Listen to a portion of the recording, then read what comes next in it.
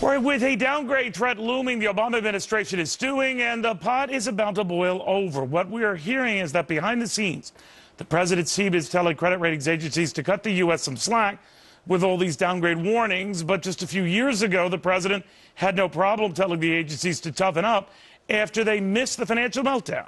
Remember this?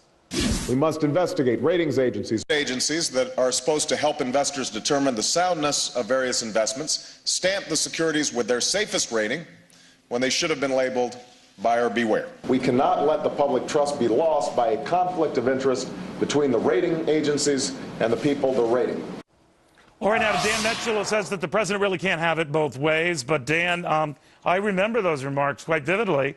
And, you know, it seemed that at the time they were justified. If you miss the mark, you better damn well not miss it again. Very different. The president was exactly right a couple of years ago because the rating agencies did a crummy job. They didn't catch Fannie Mae and Freddie Mac. They didn't catch Enron and WorldCom. They missed the boat on Greece and Portugal and the other European welfare states. But it's sort of like the president's being like someone who says, yeah, we should all lose weight, but you guys should start losing weight first. I'm going to wait a little while. He doesn't want the same discipline imposed on the federal government. And yet Obama's policies inevitably are leading us to a downgrade regardless of what happens on this debt limit fight. Do you really think that even if they were to settle this by August 2nd, a downgrade could still be in the offing? I would be absolutely stunned if 1 year from now we still have a AAA rating. Why? Because whatever they do on the debt limit, they're basically going to kick the can down the road with some phony package. And we know that our long-run finances are terrible. We have the same fiscal structure as Greece, but maybe 5, 10, or 15 years behind them because their population's a little bit older and their welfare state got bigger faster. But unless we do something dramatic... And we can print a lot more money. I mean, we always have that. Yes, we have our own currency, but I can't imagine the credit rating agencies would like it if we started doing QE4, QE7, QE9. Then we might as well be Argentina. All right, you're referring to quantitative easing and when the government steps in and buys Treasury notes and bonds as our only salvation. But, you know, I've always wondered, Dan, how the heck we still have a AAA rating. We've been pulling this charade for years. So I'm surprised we haven't seen it downgraded yet. Especially when you look at our long-term debt. I can understand in global markets, you know, Europe's not in good shape. Japan's, of course, stagnant. People are worried about a bubble in China. If you're an investor, where do you put your money? Well, sure, a 3-month or a 6-month U.S. Treasury bill is a very safe place to put your money, and you get a little bit of interest on it.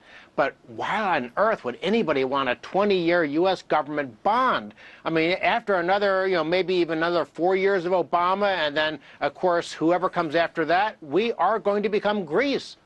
All right, so what happens, Dan, if we don't have a deal a week from now? Like, I'm in the camp that says we don't get one. I'm just not confident. The two sides are far apart. I don't even think they're going to paper over their differences with a temporary one. They might eventually down the road, but it won't be in time for August 2nd. I could be wrong. But I don't think that means default. I think it means we continue making our payments, our debt payments, and paying our note holders and the like. So leaving aside the possibility for a downgrade after that, how long can we sustain ourselves lingering on without our national Visa credit limit raised?